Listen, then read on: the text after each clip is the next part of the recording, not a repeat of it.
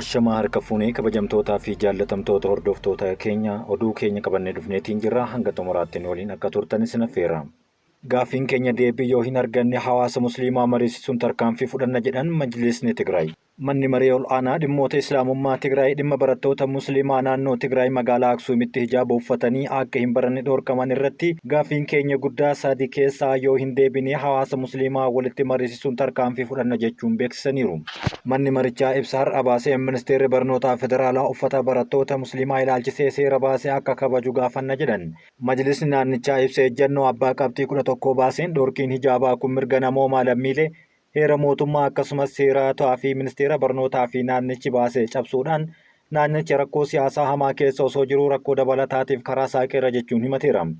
Barattoota musliimaa sababa waraanaa waggaa 3 barnoota irraa fagaatanii turan deeggaruun osoo barbaachisu sababa hijaaba eenyummaa isaanii calaqqisiisuu uffataniif qofa barnoota irraa ala gochuun seeraan alaadha jechuunis dubbataniiru. Dhimmi hijaabaa kun dhimma falmii fi garaagarummaa uumuu hin qabne ta'uu kan ibsee manni marichaa barfachuu isaan dura hatattamaan marii argachuu akka qabu akeekkachiiseera. Hooggantoonni manneen barnootaa qajeelfama ministeera barnootaatiin ala hijaabaa fi barnoota dhorkuudhaan barattoota musliimaa irratti miidhaa dhuunfaa xiinsammuu fi diinagdee geessisaa jiran gara seeraatti akka dhihaatanis gaafateera.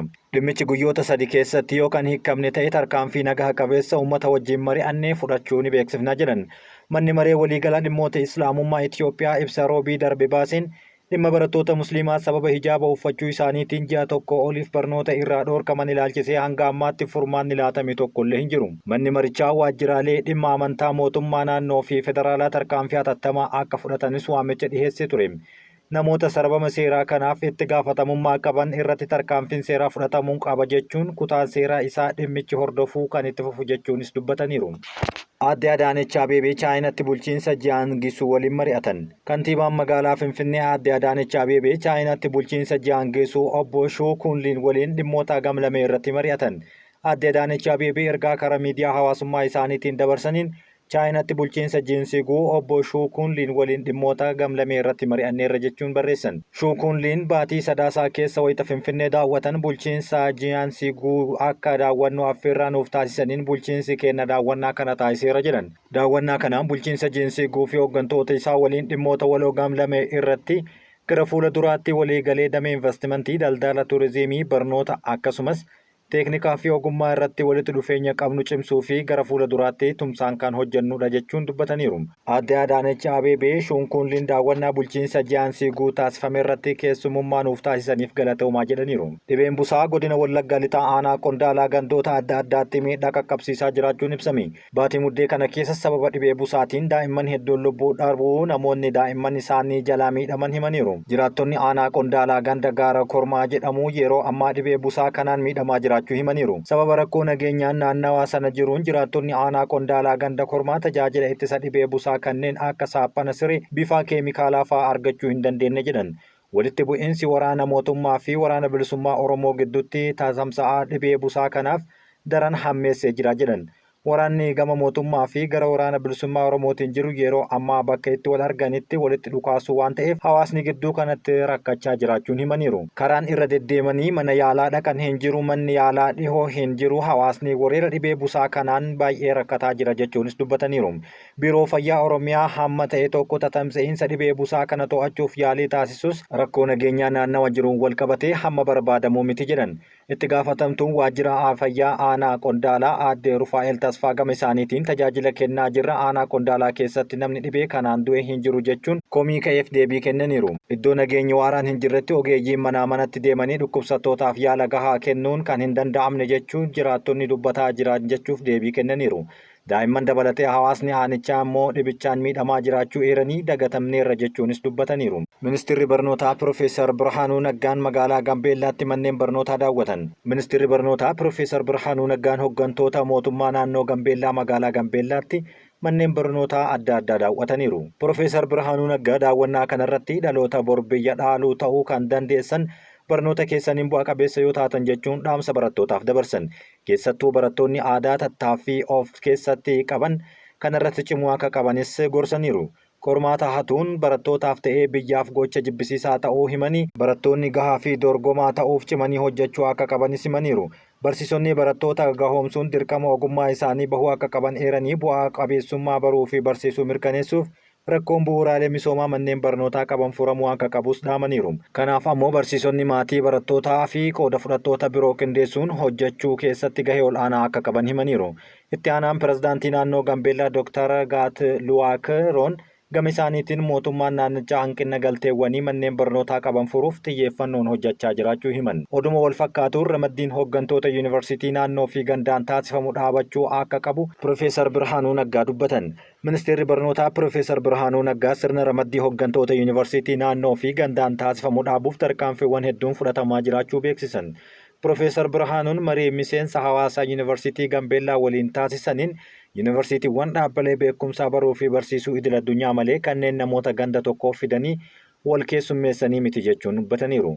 Hojimaanni kunis ergama bu'uura yuunivarsiitii waliin akka wal hin deemne eeruun pirezidaantiin yuunivarsiitii haaraa ramadamanii fi jijjiiraman akka qajeelfamaatti ramaddiin kun bu'uura dandeettii fi dorgommii qofaan raawwatamuu akka qabu ni mirkaneessina jedhan. Haaluma kanaan yuunivarsiitii Gambeellaa rakkoo bu'uura isaa mudate irraa bilisa baasuuf jijjiirama hooggansaa taasifame booda hojiiwwan abdachiisaan hojjetamaa jiraachuu himaniiru.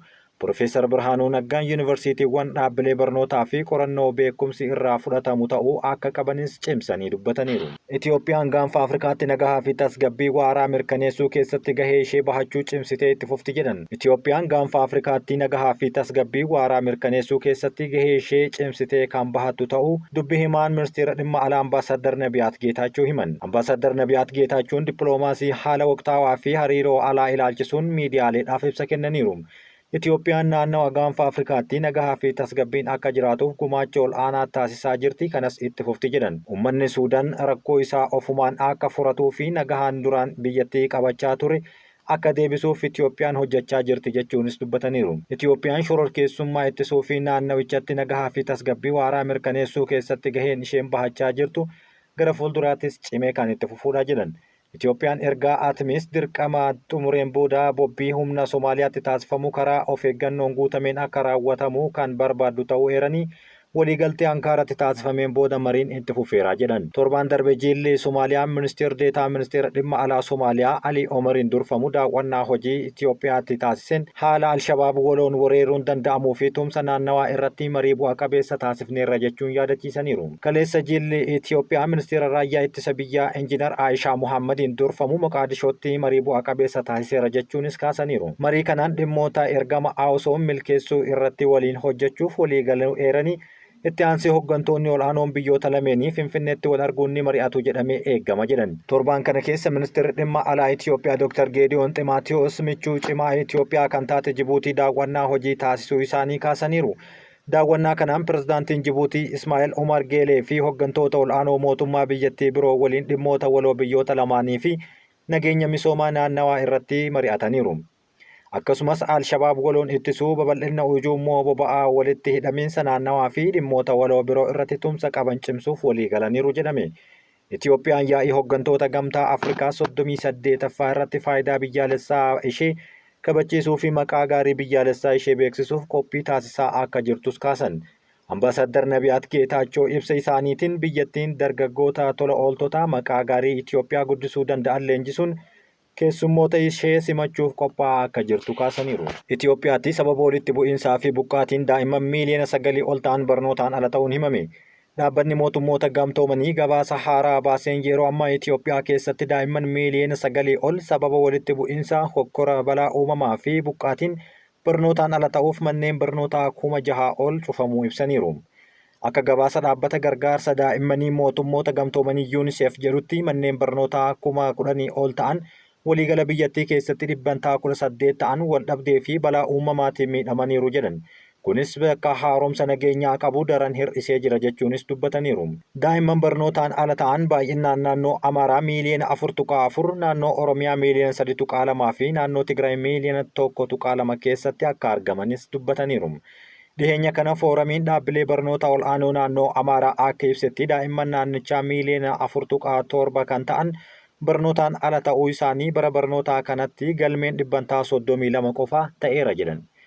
Dabalataanis manneen barnootaa 4,870 waliigala naannicha keessa jiru keessaa 47 qofa hammatan sababa walitti bu'iinsaa fi nageenya dhabuutiin cufamanii kan jiran yommuu ta'u manneen barnootaa 1,500 ol barbadaa'aniiru jedhameera. Naannoo Amaaraa keessatti daa'imman barnootaan ala jiran keessaa 50% ol godinaalee Goojjam Kaabaa, Dhihaa fi Bahaa akkasumas godina giddu galeessaa Gondaritti kan argamudha jedhan. Gama biraatiin wal dhabdee lixa Oromiyaa keessatti adeemsifamaa jiru damee barnootaa irratti dhiibbaa guddaa kan geessise yommuu ta'u, yoo xiqqaatee manneen barnootaa 730 cufamanii barattoonni 210 ol ta'an barnootaan ala ta'uun abaafameera. Aanaa Dullachaatti volkaanoon dhoohuun dhaga'ame. Naannawaa tibbana kirkira lafaa itti mudataa ture keessaa aanaa Dullachaa gaara Doofaan irratti volkaanoon dhoohuun eerame. Dhoohinsa volkaanichaa hordofee jiraattota naannichaa irraan miidhaan akka hin geenyeef tattaaffiin taasifamaa jiraachuu naannoo Affaaritti bulchaan godina Gaabii Raasuu Abdii Alii himan. Bu'uuruma kanaan hojiin jiraattota buufata yeroo qaqqabsiisu hojjetamaa jiraachuu kaasan. Kirkirri lafaa irra deddeebiidhaan mudachuu itti fufuu kan dubbatan yommuu ta'u dhoohinsi volkaanoo har'a uumamuu fi kirkirri tures kan duraan mudachaa ture irraa cimaa ta'uu dubbataniiru. Itiyoophiyaan pirezidaantummaa BRICS kan fudhatte Biraaziiliin ergaa baga gammaddee ergite.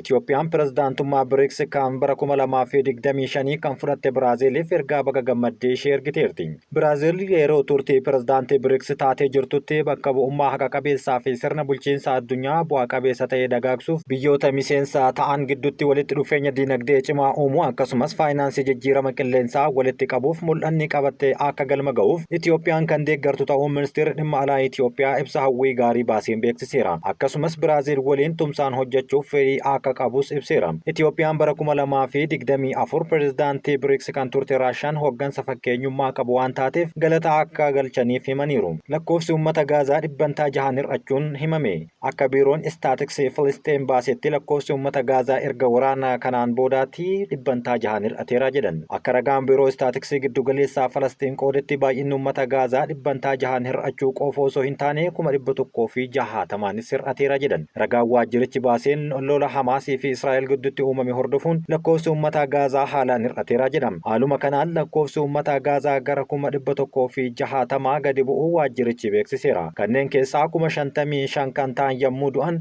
100 ol kan ta'an ammoo Gaazaa irraa baqataniiru jedhan.